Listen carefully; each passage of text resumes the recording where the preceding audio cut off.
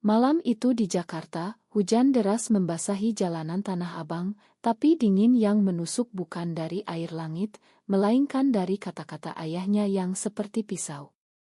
"Kau bukan anakku lagi," katanya sambil mendorong pintu mobil, meninggalkan Aulia di trotoar gelap, berusia 14 tahun, tanpa jaket, tanpa uang, hanya dengan rahasia yang baru dia akui, dia menyukai perempuan. Aulia berdiri membeku, air mata bercampur hujan, sementara mobil ayahnya menghilang di tikungan, meninggalkannya sendirian menghadapi malam yang tak berujung, di mana dingin isik hanyalah permulaan dari dingin hati yang akan membentuknya menjadi sesosok yang tak dikenali lagi. Aulia menggigil, tubuh kecilnya berusaha mencari perlindungan di bawah atap warung yang tutup.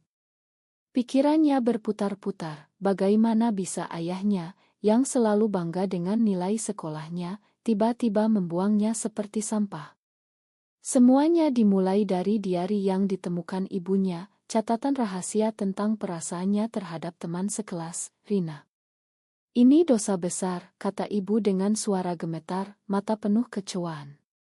Ayah langsung marah, memukul meja, dan memutuskan untuk membersihkan keluarga dari penyakit itu. Mereka adalah keluarga Muslim taat di lingkungan kelas menengah Jakarta, di mana norma masyarakat seperti rantai besi yang mengikat setiap langkah. Aulia tahu, di Indonesia, cerita seperti ini sering berakhir tragis, dari pengusiran hingga konversi paksa. Tapi malam itu, dia hanya bisa bertahan hidup. Dia berjalan tanpa arah, kaki basah kuyup, mencari tempat berteduh. Sebuah masjid kecil di pinggir jalan terlihat terang, tapi Aulia ragu. Apakah Tuhan masih menerimanya? Dia ingat khotbah Jumat tentang dosa, tentang bagaimana orang seperti dia dianggap menyimpang. Akhirnya, dia duduk di teras masjid, memeluk lutut, berdoa dalam hati agar dingin ini berakhir. Pagi harinya, seorang janda tua, Bu Siti, yang membersihkan masjid, menemukannya. "Nak, kamu kenapa?" tanya Bu Siti dengan lembut. Aulia tak bisa menjawab, hanya menangis. Bu Siti membawanya pulang ke rumah sederhana di kampung kumuh dekat sana, memberi makan, dan tak bertanya banyak. "Di sini aman," katanya. Itulah awal kehidupan baru Aulia, jauh dari keluarga yang seharusnya melindunginya. Bertahun-tahun berlalu, Aulia tumbuh di bawah asuhan Bu Siti, bekerja serabutan untuk sekolah malam. Dia pintar, selalu juara kelas, tapi luka itu tak pernah hilang. Setiap malam, dia bermimpi tentang ayah dan ibu, tentang rumah mewah di Kebayoran Baru yang dulu. Tapi mimpi itu berubah menjadi amarah. Mengapa mereka tak memberi kesempatan?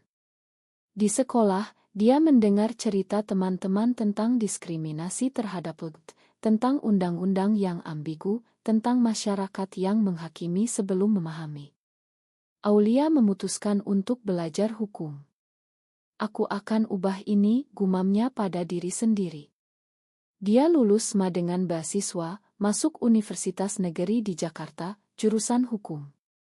Di sana, dia bertemu dengan komunitas rahasia, perempuan seperti dia, yang berjuang dalam diam. Salah satunya adalah Maya, mahasiswa senior yang menjadi sahabat, dan perlahan, lebih dari itu. Hubungan mereka tumbuh pelan, penuh hati-hati. Maya, anak dokter kaya dari Surabaya, punya cerita mirip, keluarga yang menekan untuk menikah dengan laki-laki. "Kita harus kuat," kata Maya, memeluk Aulia di kamar kos kecil mereka. Tapi tekanan datang dari segala arah. Di kampus, rumor menyebar, dosen memandang sinis, teman menjauh. Aulia ingat malam dingin itu dan memutuskan tak akan mundur. Dia lulus cum laude, menjadi pengacara muda di Irma Hukum Besar. Tapi takdir mempertemukannya kembali dengan masa lalu. Suatu hari, kasus besar datang, gugatan hak asuh anak dari keluarga konservatif yang menolak anaknya karena orientasi seksual. Penggugatnya, ayah Aulia sendiri, yang kini menuntut hak atas cucu dari kakak Aulia, yang ternyata juga menyimpang. Aulia ditugaskan sebagai pengacara pembela. Hatinya berdegup kencang saat melihat nama ayah di berkas. Ini kesempatan, bisik amarah dalam dirinya. Tapi juga ketakutan, apakah dia siap menghadapi? Maya menasihati, jangan biarkan emosi menguasai. Aulia mengangguk, tapi dalam hati, dia tahu ini bukan sekadar kasus, ini balas dendam. Pertemuan pertama di pengadilan, ayahnya tak mengenalinya. Aulia telah berubah, rambut pendek, pakaian formal, tatapan tajam. Dia berdiri di depan hakim, menyampaikan argumen dengan dingin, hak asuh bukan tentang norma masyarakat, tapi tentang cinta dan perlindungan. Ayahnya memandangnya, mata melebar perlahan. Pengenalan itu datang seperti petir. Aulia, gumamnya. Ruang sidang hening. Konflik memuncak saat ayah mendekatinya di koridor. Kau hidup, tanyanya, suara bergetar. Aulia tersenyum dingin. Ya, berkat orang asing, bukan keluarga. Ayah menunduk, tapi tak minta maaf. Kau masih seperti dulu. Aulia tak menjawab, hanya berbalik. Di rumah, Maya memeluknya. Kau kuat. Tapi malam itu, Aulia menangis, mempertanyakan pilihan. Apakah membalas dengan hukum adalah benar? Masyarakat Indonesia, dengan nilai-nilai tradisional, sering menekan perempuan seperti dia. Tapi Aulia tak mundur. Sidang berlanjut, bukti demi bukti dia susun, menunjukkan hipokrisi ayahnya. Sidang kedua berlangsung tegang di Pengadilan Negeri Jakarta Pusat. Aulia berdiri tegar, menyampaikan saksi ahli psikologi yang menjelaskan dampak pengusiran pada anak LGT. Trauma seumur hidup, kata saksi. Ayah Aulia, Pak Budi, duduk di bangku penggugat, wajahnya memerah. Pengacaranya, seorang pria tua konservatif, menyerang, ini bertentangan dengan nilai agama dan budaya kita. Aulia balas dengan tenang, mengutip Undang-Undang Hak Anak dan Konstitusi. Tapi di dalam, hatinya bergolak. Mengapa ayahnya masih keras kepala? Setelah sidang, Pak Budi mendekat lagi. Kau harus berhenti, ini keluarga kita. Aulia tertawa getir. Keluarga? Kau buang aku seperti anjing. Kembali ke apartemen kecil di Cikini, Maya menunggu dengan makan malam hangat. Bagaimana, tanyanya. Aulia menceritakan semuanya, air mata mengalir. Aku ingin makan, tapi sakitnya terlalu dalam. Maya memegang tangannya. Kau punya hak marah. Tapi jangan biarkan itu menghancurkanmu. Hubungan mereka semakin dalam, tapi tekanan dari luar meningkat. Keluarga Maya tahu tentang Aulia, dan mengancam memutus bantuan finansial. Kau harus pilih, dia atau kami, kata ayah Maya lewat telepon. Maya menangis, tapi memilih Aulia. Kita bersama, katanya. Tapi pilihan itu punya harga, Maya kehilangan dukungan, harus kerja paruh waktu. Sementara itu, kakak Aulia, Rani, yang anaknya jadi objek gugatan, menghubungi Aulia diam-diam, terima kasih, adik. Ayah salah. Rani menceritakan bagaimana ayah memaksa dia menikah dulu, dan kini menolak cucu karena mirip Aulia. Aulia terkejut, ternyata luka keluarga lebih dalam. Dia memutuskan bertemu Rani di kai dekat Monas. Pertemuan emosional, pelukan setelah bertahun-tahun. Ibu sering nangis ingat kamu, kata Rani. Aulia diam, tapi dalam hati kerinduan muncul. Apakah ada harapan rekonsiliasi? Tapi saat pulang, dia dapat pesan ancaman dari nomor tak dikenal. Hentikan kasus ini, atau kau akan menyesal. Siapa? Mungkin teman ayah, atau masyarakat yang tak suka. Aulia semakin paranoid, tapi tak mundur. Dia riset lebih dalam, menemukan bukti bahwa ayahnya terlibat dalam kelompok konservatif yang mendukung terapi konversi ilegal. Ini bisa jadi senjata, gumamnya. Di Irma, bosnya memuji kau bakal menang. Tapi malam-malamnya gelisah. Mimpi buruk tentang malam dingin itu kembali. Maya menenangkan, tapi hubungan mereka tegang. Kau terlalu okus kasus, lupakan kita, keluh Maya suatu malam. Aulia marah, ini untuk kita semua. Pertengkaran pertama mereka, pintu dibanting.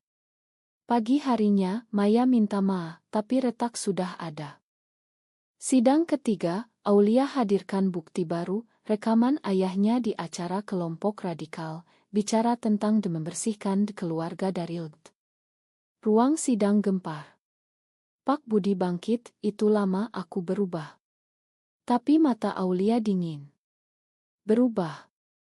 Kau masih usir anak. Hakim menunda sidang. Di luar, media mulai liput pengacara muda lawan ayah sendiri demi hak LGT.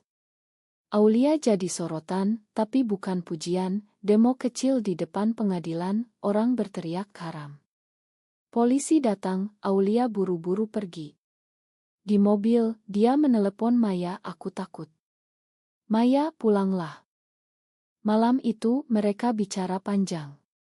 Maya cerita tentang temannya yang bunuh diri karena tekanan masyarakat. Jangan jadi seperti itu. Aulia mengaku, aku ingin balas dendam, tapi mungkin salah. Mereka peluk, tapi pagi harinya, kejutan, ibu Aulia datang ke apartemen.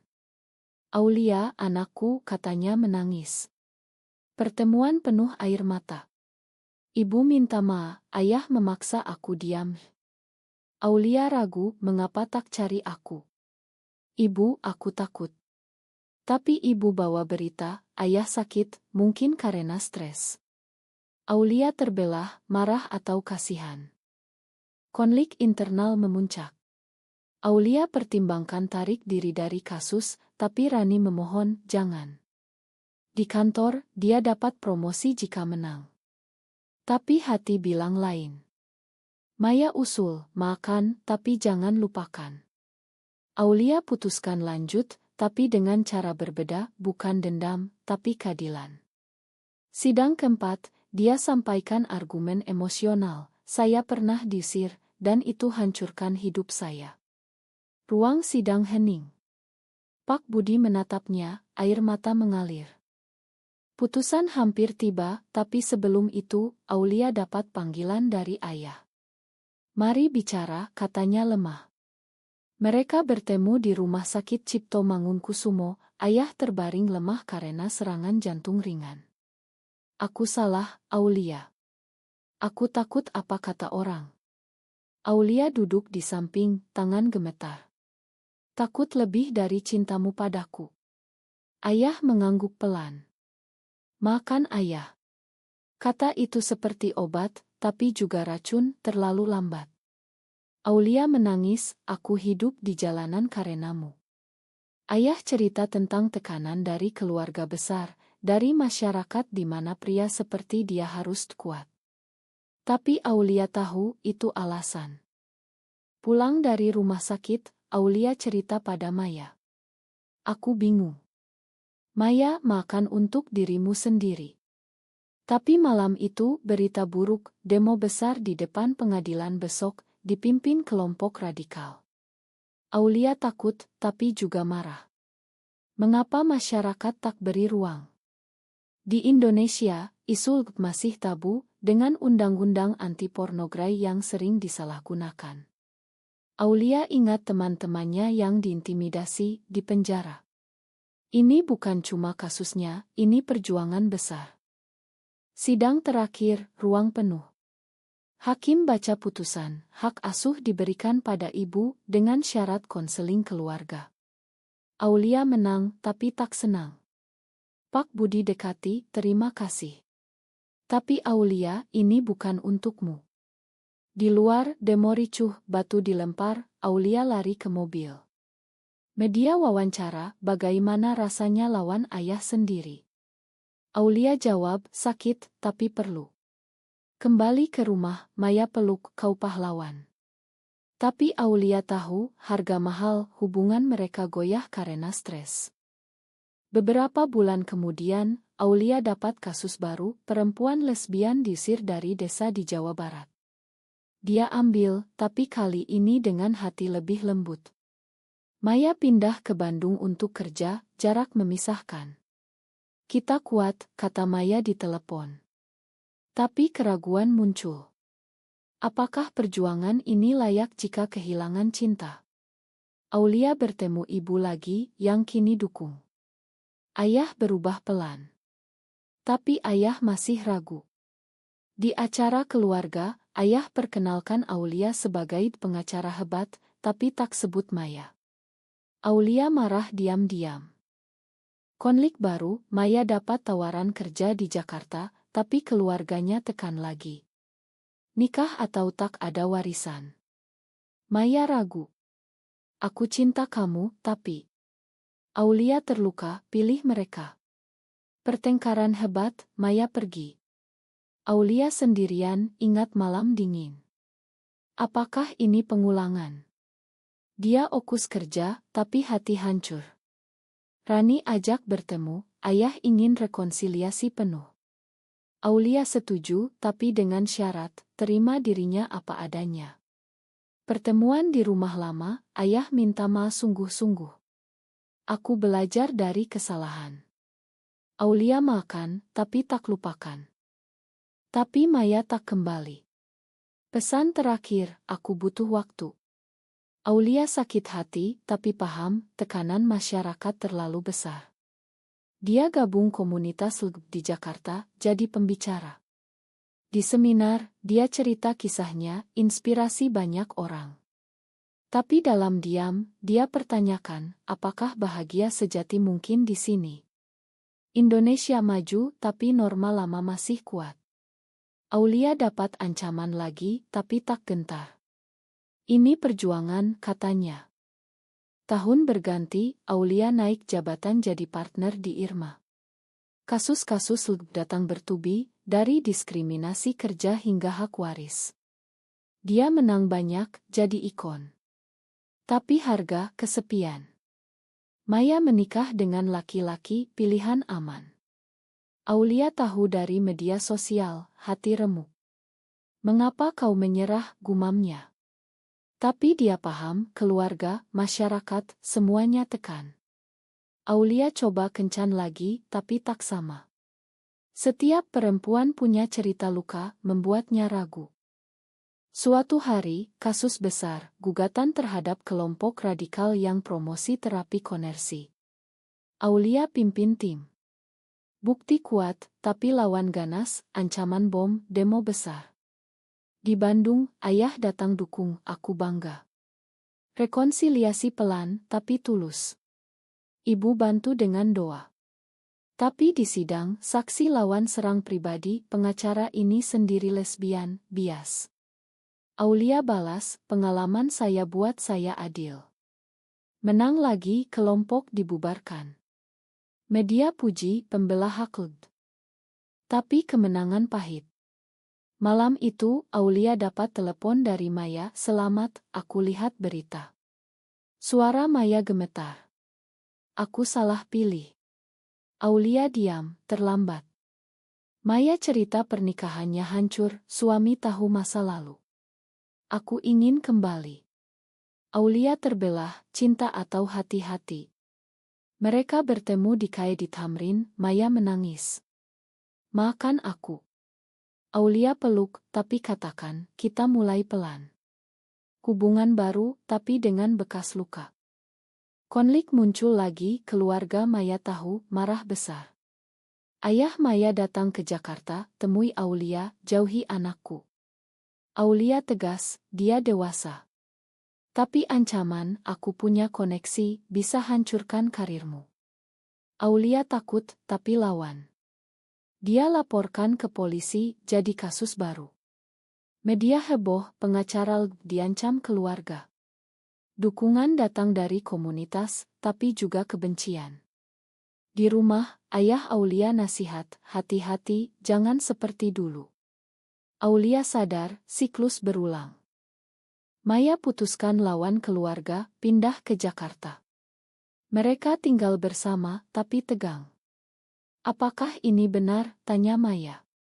Aulia, cinta tak salah. Tapi masyarakat tak setuju. Di kerja, Aulia dapat kasus, perempuan di Aceh dihukum cambuk karena lesbian. Dia terbang ke sana, lawan hukum syariah. Sidang sulit, tapi menang banding. Kembali, dia lelah. Berapa lama lagi, gumamnya. Waktu berlalu, Aulia jadi hakim di pengadilan tinggi. Ironi, kini dia yang hakimi. Kasus pertama, ayah usir anak led. Mirip ceritanya. Dia putuskan adil, tapi ingat masa lalu. Maya jadi pasangannya resmi, meski tak legal di Indonesia. Mereka adopsi anak yatim, beri cinta. Keluarga Aulia dukung penuh, ayah jadi kakek penyayang. Tapi masyarakat masih bisik-bisik. Di acara nasional, Aulia pidato, waktu ubah kita, tapi cinta tak berubah. Tapi damai tak abadi. Kasus besar datang, undang-undang baru anti disulkan. Aulia lawan di Mahkamah Konstitusi. Debat sengit, argumen moral hak asasi. Dia kalah, undang-undang lolos. Hati hancur, mengapa negara tak lindungi? Maya hibur, kau sudah berjuang. Tapi Aulia pertanyakan semuanya. Apakah pengorbanan layak? Di akhir karir, Aulia tulis buku Dari Dingin ke Keadilan. Bestseller, inspirasi generasi muda. Maya setia di sisi. Tapi pertanyaan tetap, apakah makan berarti lupakan? Di akhir cerita, Aulia tatap cermin, lihat gadis 14 tahun itu. Kau kuat, katanya. Apakah membalas luka dengan keadilan selalu benar, atau kadang makan tanpa syarat lebih bijak?